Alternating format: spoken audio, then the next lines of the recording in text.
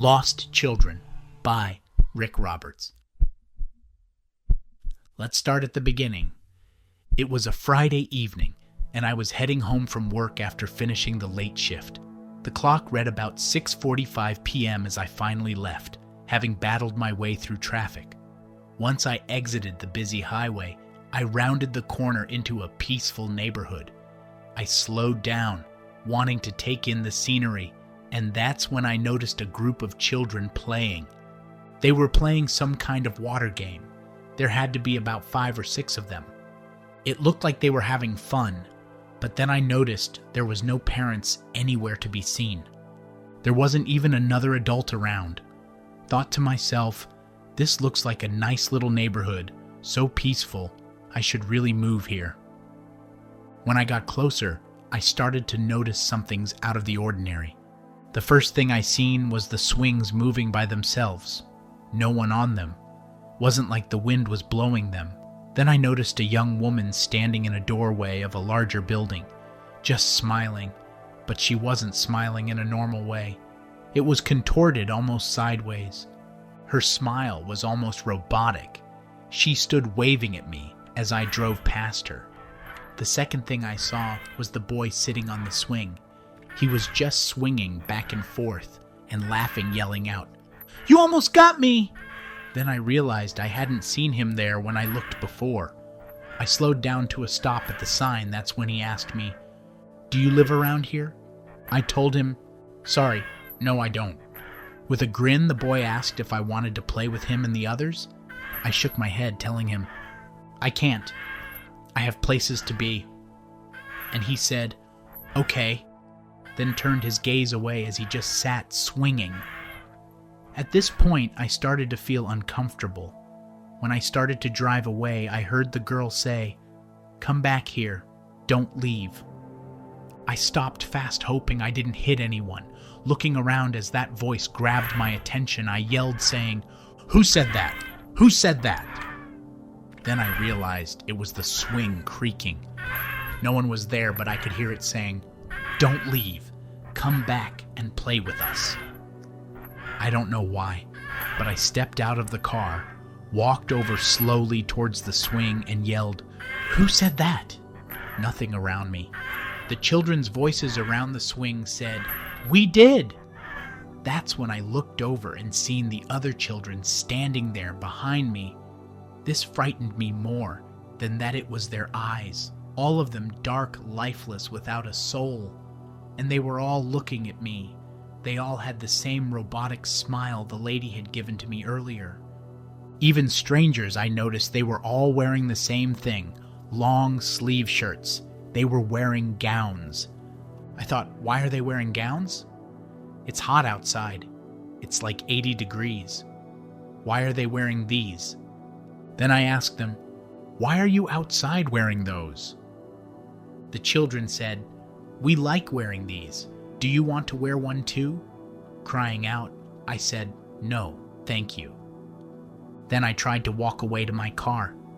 This time the boy said, "Don't leave. Please stay and play with us." I said, I'm sorry, but no, I really can't. I have places to be." Then I started to walk away again. But this time they all started a high-pitched scream, all of them at once, screaming very loudly, like blood-curdling screams. They were saying, "Stay with us. Don't leave. Stay and play with us." Quickly, I ran down the sidewalk. I could hear them screaming behind me, "Don't leave. Come back here. Stay with us. Stay and play with us." I could feel their eyes burning onto my back as I ran away to my car. I could see the swing moving wildly back and forth, faster and faster as I ran away. I heard the girl say, "Get him! Get him! Bring him back!"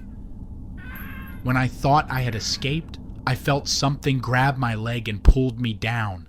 I fell to the ground, but nothing was there. Scrambling backwards, trying to get away from whatever was grabbing at my leg, I got up and started running again. This time I started running across the street, dodging parked cars, not caring where I was going, just running away from the sound of their screams. Finally, made it back to the car. Felt I got away from them, driving off as fast as I could. It's been months since that happened now. I take a different way home. When I explain what I seen, friends tell me, "Don't know what you seen, but that section of town has nothing there." It's still kind of freaky, because I'm still seeing the images in my head. The swing moving back and forth by itself. The children in gowns screaming. The dark robotic look on their faces. One sunny summer evening, I walked past the corner store, but this time it was different. I've been walking past this corner store for years, hundreds of times, and it's always been opened. It's a 24-hour place where you can get snacks and drinks and stuff quickly. Well, this time the door was locked with a chain. When I say locked, it wasn't just locked. The sign was turned off. It was like they had padlocked it from the inside, and it was only 8:10 p.m. I thought to myself, well, maybe they're closed for renovations or lack of employees. Maybe there was a problem with the store itself. They're closed, and there's nothing that can be done about it. Without second thought, I kept walking. Next thing I noticed, I was at the end of the street. When I rounded the corner, something strange was going on. All the cars that were parked in the middle of the street, none of them were on the side curb, dead center. It was about 6 or 7 cars parked like this. It just struck me as odd. I thought, do people not drive on the street or something? Why are all the cars parked in the middle? That's when it hit me. The cars weren't parked there. They were dropped there like somebody picked them up and dropped them. I just wanted to go, leave quickly. I stopped where I was, then turned around, because I knew something was wrong. I could feel their eyes on me again. I could feel their stare. That's when I smacked myself. Am I dreaming? Because nothing made any sense.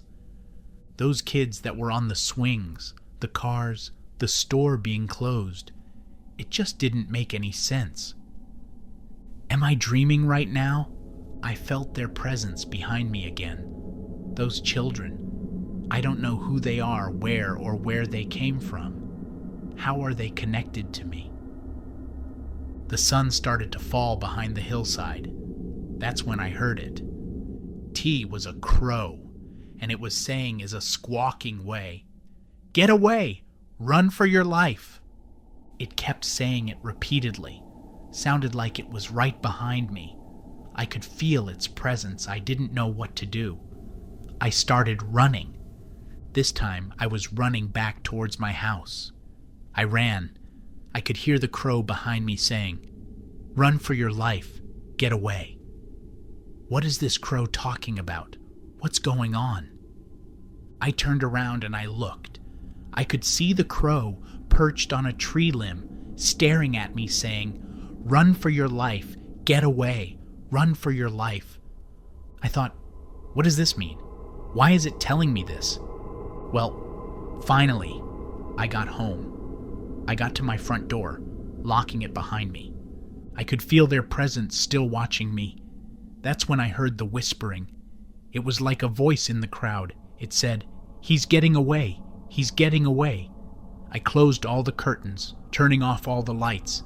Now, things were getting weird, because every time I go outside, I must look over my shoulder, wondering if they're watching me. I can't shake the image of the swing moving wildly back and forth, the children's eyes, their screams, and the crow sitting on the tree limb telling me, "Run for your life." I did a bit of research on that area and found there was an institution that held very sick children back in the 1930s. By the end of that decade, the building burned down, taking almost all their lives, including the one caretaker. Hi, I'm here. Yes, this is a somewhat scary story, but sometimes when I think about it, I think it's kind of sad. If I would have stayed and played with the children, would I have been hurt, or were they just looking to have fun with someone who was alive? Would I have had fun? Hard to think about it. But of course, this isn't the typical situation where a random guy comes up to a group of children asking to play with them. That's when I located the truth. My grandfather was one of those children who survived the horror. What I had been seeing was a glimpse of that past, woven into the very fabric of my family's history. The echoes, the visions, and the persistent feeling of being watched were not just random hauntings. They were fragments of a tragedy that shaped my grandfather's life, and, by extension, my own. Instead, these children were shadows, echoes of a tragedy that left its mark on the land and on anyone sensitive enough to notice. Their presence felt both mournful and curious, as if they were reaching out from the past, yearning for connection but also warning of something unseen.